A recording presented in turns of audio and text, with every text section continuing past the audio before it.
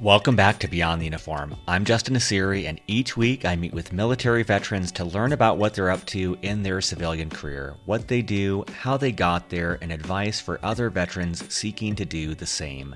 Today is episode number 200 with Mike Durant.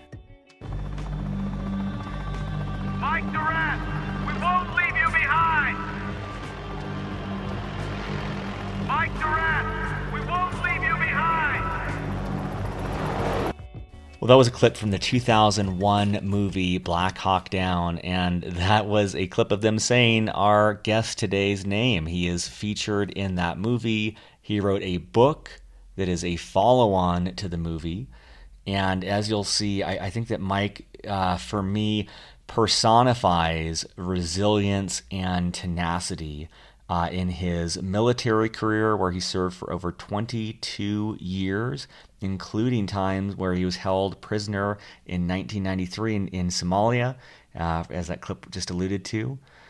We talk about challenges of running a larger company. He got out of the military after 22 years, worked in various capacities for 6 years, and then started his own company, which he's grown now to nearly 400 employees and $70 million in revenue. But he's very upfront and transparent about the challenges of running a larger company and what that's like. And he talks about leadership and recruiting individuals, retaining families, all sorts of great things for those of you interested in entrepreneurship or just interested in business in general. As always, at beyondtheuniform.io, you'll find show notes, you'll find links to everything we discuss, you'll find a text transcript, and you'll also find a link for a free audiobook of your choice from Audible, which also helps support the show. So with that, let's dive into my conversation with Mike Durant. Well, joining me today in Huntsville, Alabama is Mike Durant. Mike, thank you so much for joining me today on Beyond the Uniform. Oh, it's my pleasure. I wanted to give listeners a very abbreviated background on Mike. He is the president and CEO of Pinnacle Solutions, which provides a wide variety of products and services to NASA, the Department of Defense, and industry partners including aircraft and weapons system original equipment manufacturers. In 10 years, Pinnacle has grown from a home office-based startup to over 375 employees and more than 70 subcontractor personnel operating in 14 U.S. and international locations with over $70 million in revenue. He was a member of the 160th Special Operations Aviation Regiment, the Night Stalkers, as a Blackhawk helicopter flight lead and instructor pilot. He retired from the Army as a Chief Warrant Officer 4 Master Aviator after participating in combat Operation Prime Chance, Just Cause, Desert Storm, and Gothic Serpent, during which he was shot down and held prisoner in 1993 after a raid in Somalia, which was chronicled in the movie Blackhawk Down. His awards include the Distinguished Service Medal, the Distinguished Flying Cross with Oak Leaf Cluster, Bronze Star with Valor Device, and the Purple Heart. He was inducted into the Army Aviation Association of America Hall of Fame in 2008. And so, Mike, I wanted to focus the interview about your post-Army transition, but I could not miss an opportunity just to see if there's anything you wanted to say about the Battle of Mogadishu or your portrayal in the movie Black Hawk Down. Well, it's interesting. We're coming up on the 25th anniversary of that mission. It's hard to believe that much time has gone by. And I think there was a period of time where I could have simply said, well, everyone is certainly anyone associated with the military is familiar with the movie, and it's probably still largely true, but it has been a long time, and I think there've been a lot of other movies that have come out, and there's a lot of other stories, and it doesn't, Black Hawk Down doesn't quite get the visibility it got at one point. I guess I would say we're happy with it overall. I think any time Hollywood sets out to retell a true story, there's probably a lot of anxiety on the part of the real participants, the actual participants, about how the story will be told and whether or not justice will be served to the story and certainly to the characters in it. And I think overall, all of us that were there feel like they did a pretty good job with it, and it's not something we would say it's just a horrible story. That's not how it happened. I think generally speaking, everyone agrees it captures the essence of the battle, and it certainly captures the realism of what it's like on the ground in the middle of something like that, and certainly the individual acts of courage and sacrifice, and everything else that really is the essence of what it means to be in the military. That's incredible. I remember, I believe I was at the Naval Academy when I saw that movie, and it did seem, obviously I have no frame of reference for the actuality of that, but watching it in the audience, it felt like it didn't seem like they were trying to over-embellish things. It seems like they were trying to give a more realistic perspective rather than just hyper-heroic or embellishing things. That's great to hear that the experience for you, which must be surreal watching these events on screen, that it rings true for you. Yeah, and I like the fact that you use the term hyper-heroic. I think that happens a lot, even in true stories.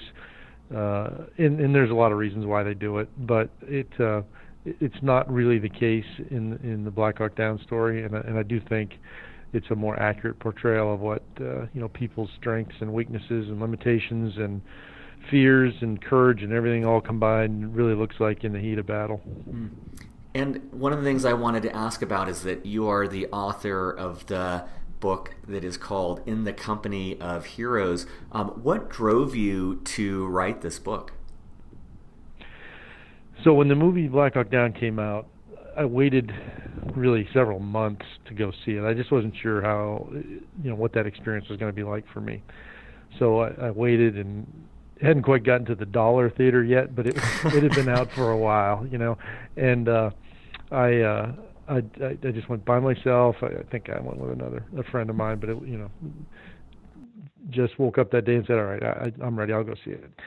And I'm sitting there in the theater realizing, okay, this thing's been pretty successful. A lot of people have seen this movie, but the movie ends with me in captivity, and there's a short blurb at the end about what happens in the real story. And I'm thinking, okay, this is first of all, the focus was in the right place. It was on the battle. It was on the sacrifices that Randy Shergart, Gary Gordon made, and everybody else that was on the ground there.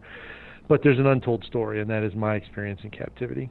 And I had taken some notes on it previously, just to capture my thoughts and not lose my memory of some of the details. And I sort of dusted it off, and I thought, all right, if I am going to act on this, now's the time. And within a couple of weeks, I made some phone calls and put together an outline and wrote most of one of the chapters and sent it off. And I was right. There was interest, and I got a book deal pretty quickly, and I'm very proud of how it turned out.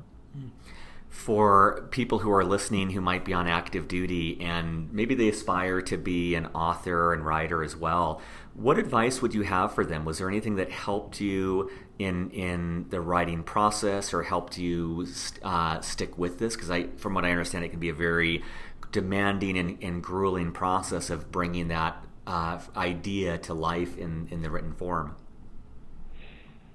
It is absolutely a lot of work. It's far more work than I would have possibly imagined. And I was working full time at the time and raising children, and there's not a lot of time in the day to begin with. And it took, and this is actually pretty fast. It took about 14 months to get the project done, and that's working pretty much every night and every weekend. Writing, reviewing, strategizing, reaching out to various points of contact to get copyright authorization or who knows what. And it's kind of a funny story. It's funny to me. When I finally released the book and we were going out on the book tour, they scheduled some interviews for me, and one of them was with Hannity and Combs, Combs is no longer on the Hannity show, but it was a pretty popular show at the time. And I remember driving in New York City, going to the studio, and I asked the guy who was with me, so who are these guys? I hadn't watched television in like a year and a half. I didn't even know who they were, and that just gives you an example or an idea of just how heads down we were for that whole time trying to get this thing cranked out. It is a lot of work. And it's hard, it's hard to write a successful book today. First of all, there's a lot of people that do it. It's hard to find that secret sauce that it's going to eventually sell, because publishers aren't in it for goodwill. It's a business, so you have to figure out, can I put a story together? Will it sell? Is there a market? And then make those tough decisions about, this is something I could really do, or maybe it's a person's passion. And if it's your passion, then do it anyway. If you just get pleasure out of it, it doesn't matter if it sells. You can self-publish. But I guess so. Maybe that takes it up another notch. Think about, what am I trying to accomplish? Am I just trying to write for the pure joy of writing and to do something, or is this something I want to go sell? For me, it was both. I felt like there was a business opportunity, and it was a story I wanted to tell. So I had the best of both worlds. That's great. And I'm aware that there's a full range of listeners. Some are 1 or 2 years into their military service right now, and others are towards the end, and they may have closer to 20 years of service. And I believe you left the military after 22 years of service, and I'm just curious what advice you have for veterans who are in a similar position and would love to learn about what that first job search experience was like for you. Yeah, so my first piece of advice is don't wait till the last minute to think about it. It's a big transition. There's not a lot of moments in my life where I can specifically remember the moment in time, but I remember the moment in time where I had my retirement paperwork on the desk in front of me. It was unsigned, and I was looking at it, trying to make that decision to do it or not do it, because I loved my job. And I think a lot of people that are in the military that have spent 20 years probably feel the same way. It's a great profession.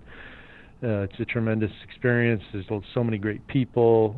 It's just if the experience is anything like mine, there's a certain desire to continue that on forever. But you have to realize at some point that it can't continue forever, and you got to have some strategy to transition to the next phase of your life, because 20 years, 25 years, 30 years. A friend of mine's retiring this Friday. I think he's pushing 40 years in the military.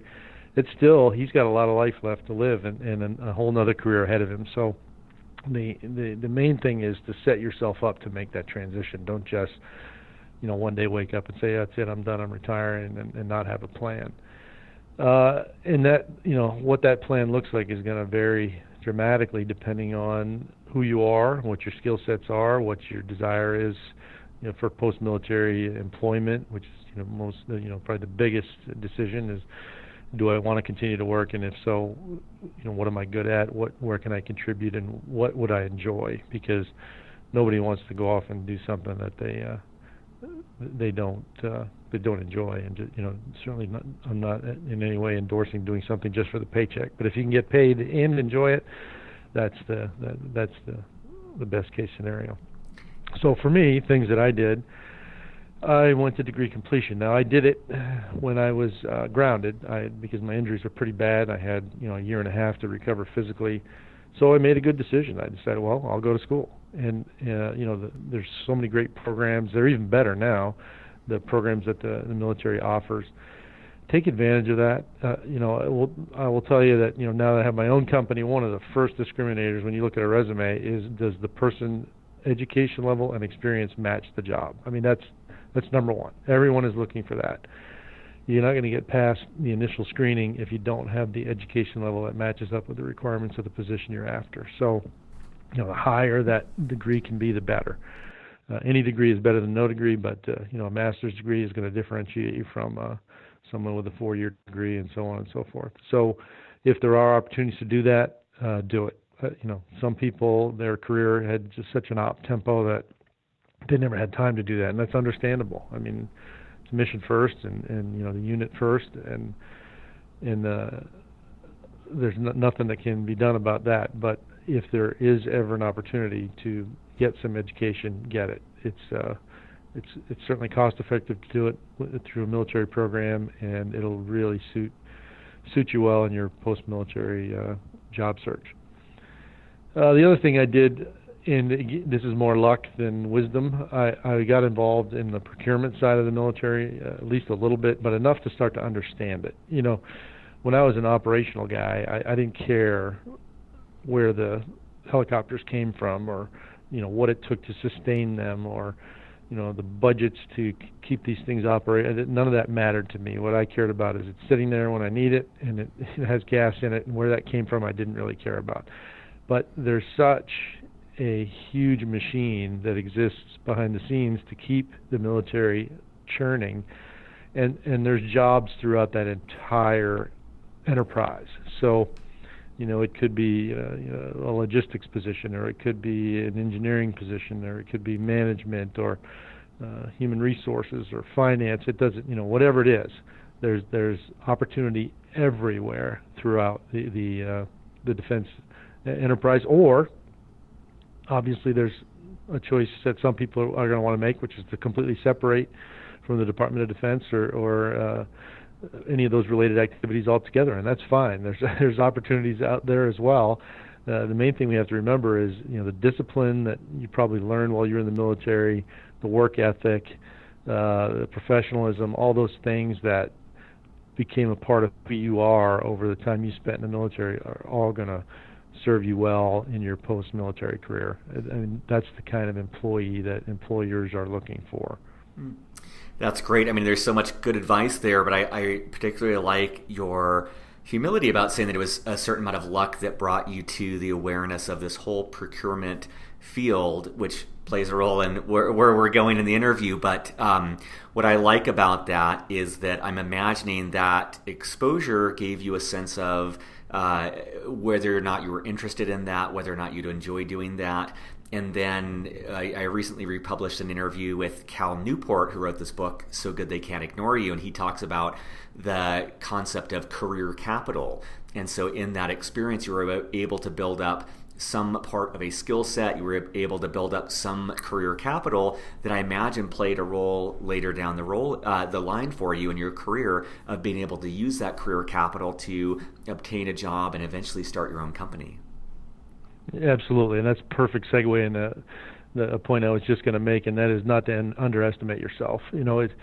When you look at someone who maybe has been in the field that you're interested in longer than you have, okay, they've got that specific expertise related to that one element of the job, but what they don't have is all the other things you have, which is the work ethic, professionalism, discipline, culture, all those things that really take years to groom and develop that you're walking in the door with.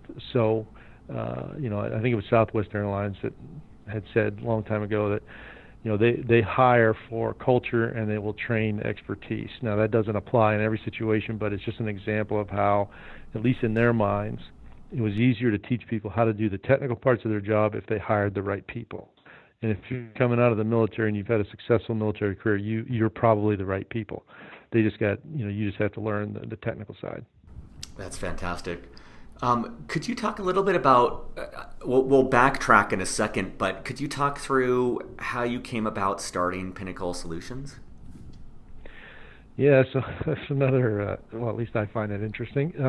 So I retired, as you said, after 22 years, and I got a job working in the government program office, and it just wasn't a good fit for me. I mean, we have to have those folks that love that and do it and support the government directly. But for me, it just wasn't a fit. And I think part of it is I came from the special operations world, and I was there when it was still fairly young, at least on the aviation side. So we had a lot of autonomy, a lot of responsibility, and I thrived on that. And I don't thrive real well in very structured environments that, where your job scope is very limited and your authority is very limited. That's just not a good fit for me.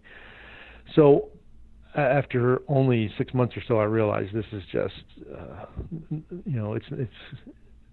I'm not going to make a career out of this. I had decided that. So I got a phone call from a company that was interested in opening up a business here where I live currently in Huntsville, Alabama. And I thought, okay, I'll consider this, and had some discussions with them, and we reached an agreement, and I started the office for them. And essentially what ends up happening here is I got a trial run on what it's like to start a business, but I didn't have to pay for it myself. It was someone else's dime that was being invested, and I got to understand just how difficult it is to start from literally nothing and to go out and make contact with customers and win a small piece of work and then grow on that and perform well and build trust, build confidence, build relationships, all those things that lead to successful business. And we did well. In 5 years, we brought in quite a few projects and grew the staff. I think we had 50 people here in Huntsville and lots of folks supporting us from other locations. And by all accounts, it was a success. And then that company was purchased by a large business. And all of a sudden, I'm back in sort of this structured, limited responsibility, limited authority environment again, I tried to get away from. And I stayed for 3 years, and although I didn't really like it, I learned a lot about how there's a reason large businesses are successful. They have great processes. They have, everything is documented. People understand how to do their jobs. There's just, a very sound logic behind the way these successful large businesses operate. And, tier 1, tier 2, whichever size you're talking about, they're all pretty much the same. They are successful for a reason. It's not just random chance.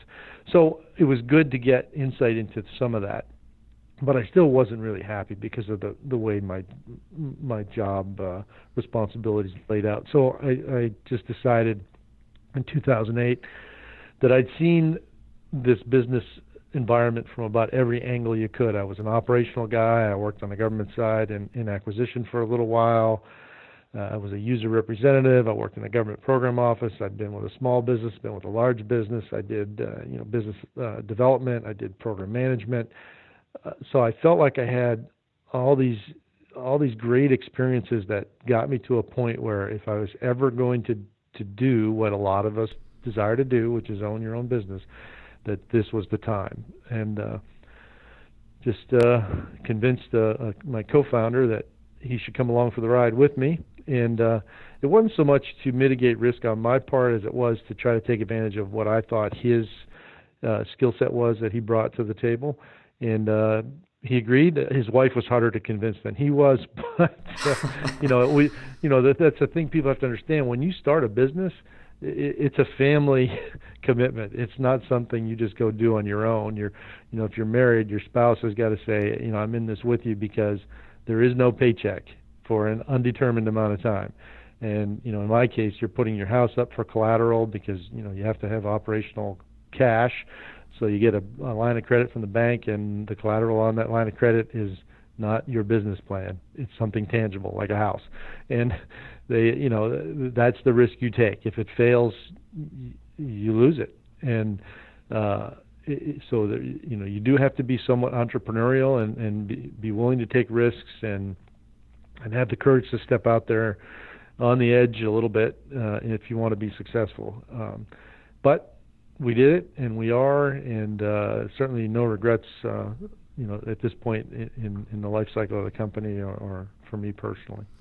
That's fantastic. I just want to call out a few things for listeners. First of all, I think it's worth rewinding and listening to Mike's explanation where, from my experience, a lot of employers will often perceive military veteran applicants as very, used to being told what to do and highly structured and needing a lot of order. And what I think Mike did beautifully there was, he said he disliked hierarchy and structure, and in special forces, he really enjoyed the autonomy and responsibility. And it was an incredible little soundbite that was just off the cuff, but I think it's a great way to think of explaining your background and in some ways educating the hiring manager that for many of you listening, you're not told what to do. You have a tremendous amount of autonomy. You have a tremendous amount of responsibility. And so I thought he did a great job of educating me and listeners about that, or a potential hiring manager. And so I think that was one thing I wanted to point out. Another thing that I really appreciated in Mike's story is he collected all of this different expertise. And he talked about his experience with business development and program management, and having seen a business from so many different facets, that he had the expertise and tools necessary to launch in and start his own company. And of course, there's many counter examples where someone who doesn't have subject matter expertise can start a company and completely define an industry. But I would bet money that more people follow Mike's example here of really making sure that they are learning on someone else's dime, gathering a lot of experience, and then taking out that step to start their own company. And that was the last thing I just wanted to point out, is that with Mike has had an incredible military career. And then he went on to do so much beyond that. He has written an incredible book, and he has started his own company, and he gained these skills. And one thing that I really respect in your story, Mike, is that I left the military after 5 years, and I feel like since then I've been in a rush to get to my next thing. I've been in a rush to get to what I wanted to do in my career. And I appreciate that you took, over 6 years to really accumulate skills, get a sense for what you liked and disliked, realize that first job wasn't a good fit, and that's really valuable knowledge. And that equipped you 6 years after a 22-year career to start a company that's been very successful. So I think it's a good reminder for listeners to not always be fixated on the final outcome, and to be willing to take some time to build up those skills to get to where you want to go. I couldn't agree more. It's a difficult thing to do, and even though we have been successful, a couple of things along the way that might not have worked out the way they did, and I might be tossed in the pile of folks who tried and failed. So it's a very fine line between success and failure, and the more you can do to increase your chance of success, that's sage advice for sure. That's great. And that was, you've kind of already touched on this, but one of the things I was really curious about was you did have these 6 years of civilian work experience prior to starting and co-founding Pinnacle Solutions. You had that experience with program management and with business development. I'm wondering what advice you would give to a listener of whether or not to jump right into starting something versus taking time to work for someone else and learn on their dime prior to starting something. Sure. And I don't want to discourage anyone, because I really am a big believer in following your heart and finding your passion. That gives those of us who are fortunate enough to have found that place reason to get up in the morning, and it takes work, the word work, and redefines it. It is more of an occupation or a passion or a life mission or whatever you want to call it, and it's no longer really viewed as work, which sort of has an unpleasant connotation. The thing about it, though, is that there is so much that I didn't know, and I know that's not necessarily true for everyone, but even after spending all those years working for these companies, I had no idea the complexities of finance and accounting. I took accounting in college, obviously I can balance my own checkbook and manage my own finances, but when you get into defense contracting in particular, and the complexities involved in the finance and accounting of an organization like this, it's mind-blowing. It really, really is. Of all the things that I thought I understood, that one area in particular is far more complex than I would have ever imagined. And the human resources and compliance, and it doesn't matter whether you're a defense contractor or not. There are laws that you have to comply with. You have to understand all those laws, and as you get larger, there's more laws that come into play. So it is a never-ending learning process. I guess that's the other piece I wanted to make sure we touched on, is that you cannot ever get to the point in life where you think, okay, I'm as far as I'm going to go. I'm not going to learn anything else, and this is it, and just level off, because that's just not how it works. I mean, you have to continuously seek self-improvement, find ways to learn more about what it is you want to do and how you can do it better, and never lose that drive. Otherwise, you're on the decline. I love that. There's this sense from my own experience and from so many of the veterans I've spoken with where I think a lot of us leave the military with a tremendous amount of confidence in what we have accomplished in the military. And I think there's so much that is good about that. And then sometimes that can lead to this overconfidence of not knowing what you don't know. And what I appreciate about what you're saying is just kind of having that perspective of like, wow, like this, finance and accounting, this is very, very detailed, very complex things, and it takes a while to learn that and to begin to master that. And I'm can't find a succinct way to articulate this, but I like that sense of adopting some humility and adopting a learning and growth mindset of realizing that even though one has learned a lot in the military, there's still so much to learn. And I don't say that as a means of discouraging anyone, but of just adopting a mindset that it's not quite simple just to parachute into running a company and just to do it flawlessly, that there's a lot of skills to build up. And some people do that by going straight to it and learning on the job, but others like Mike might take more time to build up those skills and get those honed so that they increase their chance of success. And one of the things I wanted to ask about is because of the type of work that Pinnacle Solutions does, do you have any thoughts for someone who's listening about evaluating whether or not being a government contractor after they leave the military is the right fit for them? That's a tough one. It's such a vast industry, and there are so many different things within it. It's hard to characterize it all as, put it all in one bucket. I guess I would say, in most cases, the experience that a former service person has might be best suited, particularly if you're talking about a job specialization. Like, it's easy for me to understand because I was a pilot. So, today a lot of military aircraft are flown by contractor pilots, whether it's providing flight instruction or services or deploying to theater.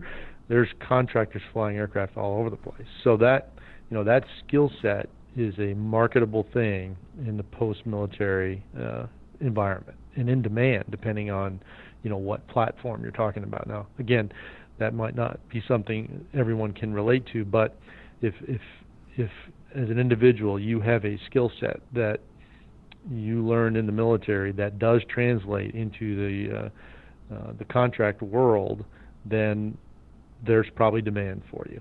If you're good at it and you that's something you want to keep doing, then I would say that there's probably demand for you. If I almost can't answer the question about non-defense related because I've been in the defense industry since, if you count my military career, since 1979. So I don't really understand the non-defense related aspect of business. I've not been in it. I mean, businesses operate the same way, but in terms of what it takes to be successful, it's a really different world, and I completely understand the world I'm in, and that's why I'm there, because I would have been probably lost in the forest had I gone out there and tried to do something else. But everyone has their own unique life experiences, and if that's what you as an individual understand, and that's what you as an individual think you can bring value to, then obviously that is the direction that I would encourage you to go. That's great. And I had read somewhere that nearly 85% of the employees at Pinnacle Solutions are veterans. I'm curious if anything stands out about the strengths and weaknesses that you see in common military candidates. So we're a little bit of a unique situation because a lot of our work is in the aerospace industry, and like I just talked about, like our largest contract with the Air Force is training KC-10 flight crews. Well, if you have to be a KC-10, which is the refuel tanker, qualified instructor pilot to fill that position for Pinnacle, there's only one place that those candidates come from. That's the Air Force. So it's, we're a little bit unique in that aspect, and I would say most defense aerospace companies are probably in that same boat if they're service providers. But that's the answer as to why so many of our people are former military. The only place they could get that experience is having served in the military. But that's not to overlook the fact that all those things we talked about earlier, the fact that we can count on those people to come to work when we expect them to come to work. We know we're going to get a full day's work out of them when they're there.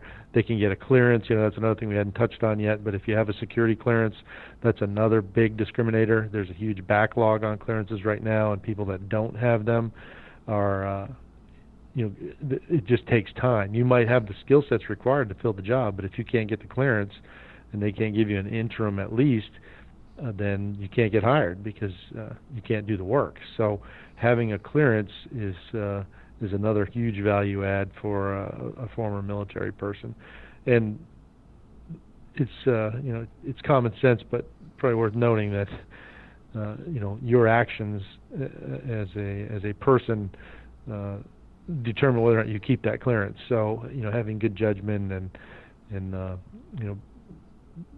being the kind of person you need to be anyway, but the kind of person that is going to be allowed to keep their clearance or get a clearance is going to help you as a person and then help you find employment. And in the last 10 years, you and your co-founder have grown from the two of you to over 375 employees. I'm just curious, as you look back on this entrepreneurial journey, what has been one of the more difficult times that you've gone through, or one of the more significant challenges that you've had to overcome? So for me individually, the most difficult challenge that I have, and I'm open about this, and I tell the staff this, is I've never led an organization this big. That's just not the job that I had in my military career. I had leadership positions, but I wasn't leading, 400-person organization.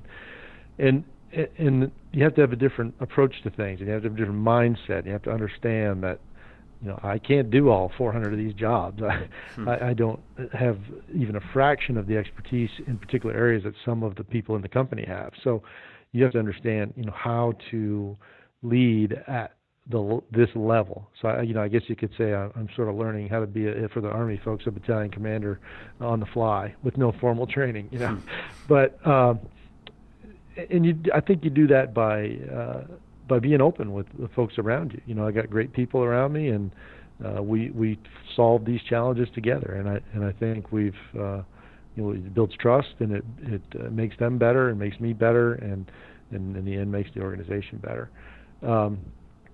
So that's been, as a person, that's been my biggest challenge, is to try to stay ahead of the curve, basically. We have some proposals out there that could double us again, and now you're talking, 800 people, 1,000 people. And that's a big organization. There's a lot of moving parts and pieces. You have all those people that are depending on you to make good decisions, their families, this is their livelihood. So there's a lot of responsibility that goes along with that. And I'm not shying away from it. It's just, it's a challenge, and you can't ignore the fact that a lot of success or failure is on your shoulders, and you got to be willing to take that on and try to make yourself better to succeed at it. From a company perspective, probably the biggest challenges and disappointments have been when we haven't won programs or opportunities that we thought we were going to win. And it's competitive. There have been proposals that we have submitted where there have been 18 other bids, and they're only going to pick one. So you have to figure out, how can I be the company that the government selects for the criteria that they've established? And it's different for every opportunity, and we go to great lengths to make sure we put an offer forward that addresses all the requirements, gives them the best price, proves on paper why we should be selected. And sometimes you don't win, even though, in some cases maybe you should have won. And it's a big disappointment, because it basically takes away from what you thought the future looked like. The confidence that you exude as a person and a leader in the organization has been rattled a little bit, because now, okay, I thought we had that work. That's a big piece of work. That would keep a lot of people employed for 3, 4, or 5 more years, and we didn't get it. You got to have a plan B, and you got to have a plan C and D, and I guess to put it in perspective, we number the opportunities that we chase. As soon as we identify them, we put a tag number on there so we can refer to them. And I guess just to put it in perspective for the average listener, I created opportunity number 668 today. So in 10 years, we've chased nearly 700 discrete opportunities. Now, some of those are not huge, but some are enormous, and they all require strategizing and putting a plan together, and in some cases a major proposal with multiple volumes. And it's a lot of work, and it's not the kind of thing you can just walk into and figure out and do without preparation. I really appreciate your candor on that, and from an outside perspective, it seems to me like one of your hallmarks is resilience. I can only imagine the resilience it took in Somalia and your experience there.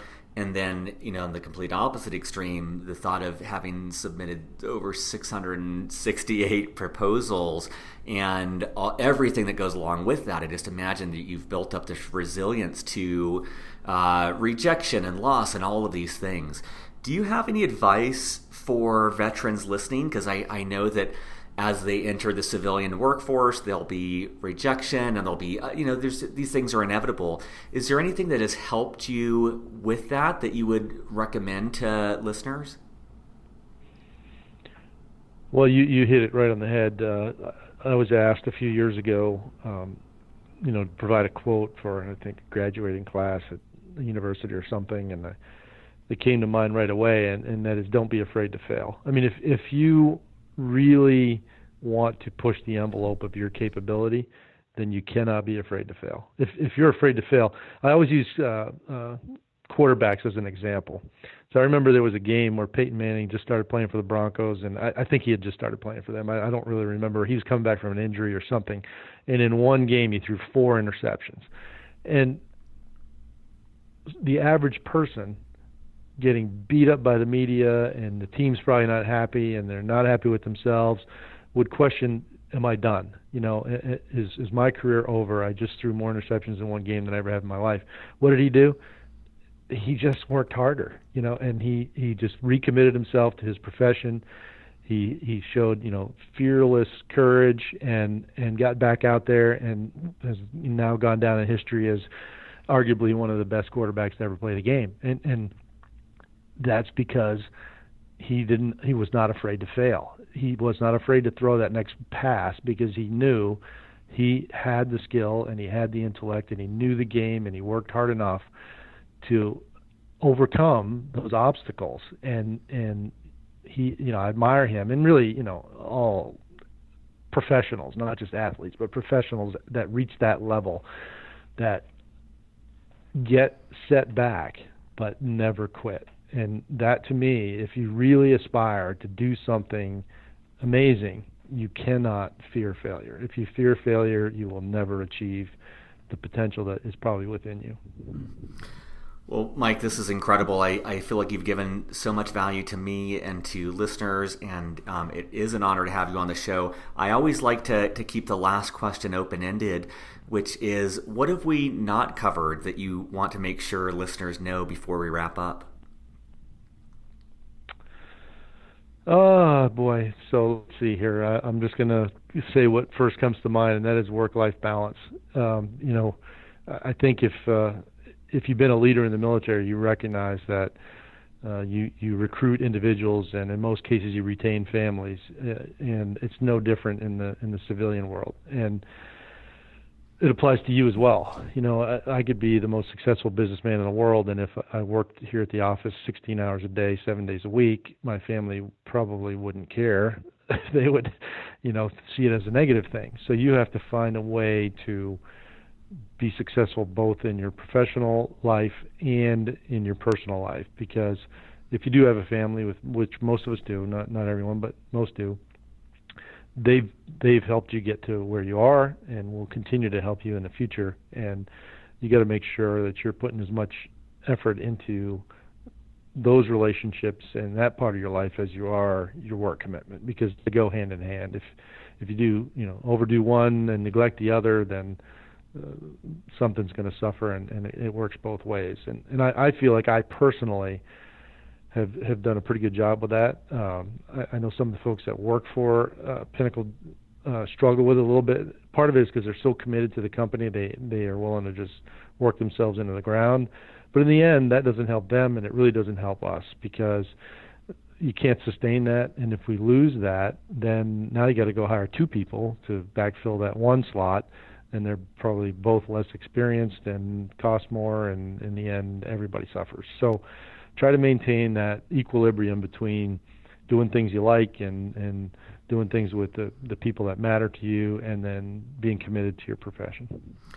It's so relieving to hear you say that, given the success you've experienced in both the military and in the civilian sector, to see that long-term approach to having that balance and not losing sight of your family and those things that matter to you. I think that's a great message for listeners, regardless of which career path they choose in their civilian career.